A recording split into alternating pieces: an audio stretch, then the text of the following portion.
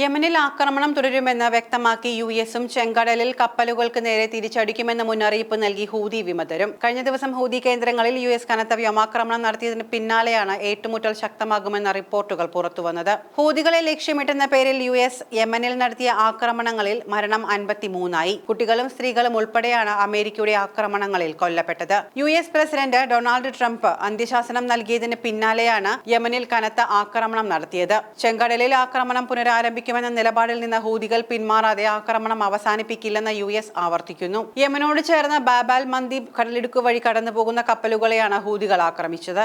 ചെങ്കടലിൽ ഏതൊക്കെ കപ്പലുകൾക്ക് പോകാൻ പാടില്ല എന്ന് തീരുമാനിക്കാൻ ഹൂതികളെ സമ്മതിക്കില്ലെന്നും അവരുടെ ശക്തി തകർക്കുന്നതുവരെ ആക്രമണം തുടരുമെന്നും US state secretary Marco Rubio പറഞ്ഞു. ആക്രമണത്തിൽ വിവിധ ഹൂതി നേതാക്കൾ കൊല്ലപ്പെട്ടെന്ന് യുഎസ് പ്രസിഡന്റ് ഡൊണാൾഡ് ട്രംപിന്റെ സുരക്ഷാ ഉപദേഷ്ടാവ് മൈക്ക് വാട്സ് അവകാശപ്പെട്ടെങ്കിലും വിശദാംശങ്ങൾ നൽകിയിട്ടില്ല.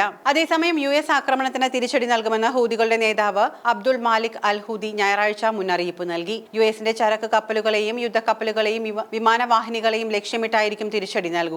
യുഎസ് കടന്നുകയറ്റം തുടർന്നാൽ ആക്രമണം കൂടുതൽ ശക്തമാകുമെന്നും രൂക്ഷമാകുമെന്നും അദ്ദേഹം വ്യക്തമാക്കി. അതിനിടെ വിമാനവാഹിനിയായ യുഎസ് റാഹി എസ് ട്രൂമാനെ മിസൈലുകളും ഡ്രോണും ഉപയോഗിച്ച് ആക്രമിച്ചതായി ഹൂതി വിമതർ അവകാശപ്പെട്ടു. എന്നാൽ വ്യോമാക്രമണത്തിന് മറുപടിയായി ഹൂതികൾ 11 ഡ്രോണുകളും മിസൈലുകളും പ്രയോഗിച്ചതായി യുഎസ് രഹസ്യ വൃത്തങ്ങൾ സമ്മതിച്ചു. ഹൂതികളുടെ 10 ഡ്രോണുകൾ വ്യോമസേനയും 1 ഡ്രോൺ നാവികസേനയും വെടിവെച്ചിട്ടു. മിസൈൽ കടലിൽ പതിച്ചതായും ഒന്നും യുദ്ധക്കപ്പലുകളിൽ ഇടിച്ചില്ല എന്നും ഉദ്യോഗസ്ഥർ പറഞ്ഞു. ആഗോള ഷിപ്പിംഗ് സർവീസിനെ ആക്രമിക്കുന്നത് ഒഴിവാക്കും വരെ ആക്രമണം നടത്തുമെന്ന് യുഎസ് നാവികസേന പറഞ്ഞു. യമനിൽ യുഎസ് കരയാക്രമണം നടത്തിയില്ലെന്നും റൂബിയോ വ്യക്തമാക്കി. കഴിഞ്ഞ ദിവസത്തെ യുഎസ് ആക്രമണങ്ങളിൽ യമനിൽ മരിച്ചവരുടെ എണ്ണം 53 ആയതായി ആരോഗ്യ മന്ത്രാലയം അറിയിച്ചു. ഇവരിൽ 5 സ്ത്രീകളും 2 കുട്ടികളും ഉൾപ്പെടുന്നു. 100-ലേറെ പേർക്ക് പരിക്കേറ്റിട്ടുണ്ട്. സൗദി അറേബ്യയുമായി അതിർത്തി പങ്കിടുന്ന ഹൂതികളുടെ ശക്തി കേന്ദ്രങ്ങളായ സനായിലും സഅദയിലുമാണ് പ്രധാനമായും ആക്രമണം ഉണ്ടായത്. യുഎസ് വ്യോമാക്രമണത്തെ നേരിടാൻ പൂർണ്ണ സജ്ജരാണെന്ന് ഹൂതി പൊളിറ്റിക്കൽ ബ്യൂറോ നേതാക്കൾ പറഞ്ഞു.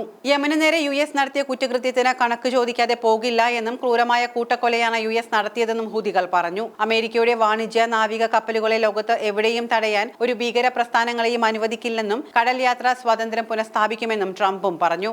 ആക്രമണം യമനിലെ ജനങ്ങളുടെ ജീവിത സാഹചര്യം കൂടുതൽ ദുരിതപൂർണ്ണമാക്കുമെന്ന് യുഎൻ സെക്രട്ടറി ജനറൽ ആന്റോണിയോ ഗുട്ടറസിന്റെ വക്താവ് മുന്നറിയിപ്പ് നൽകി.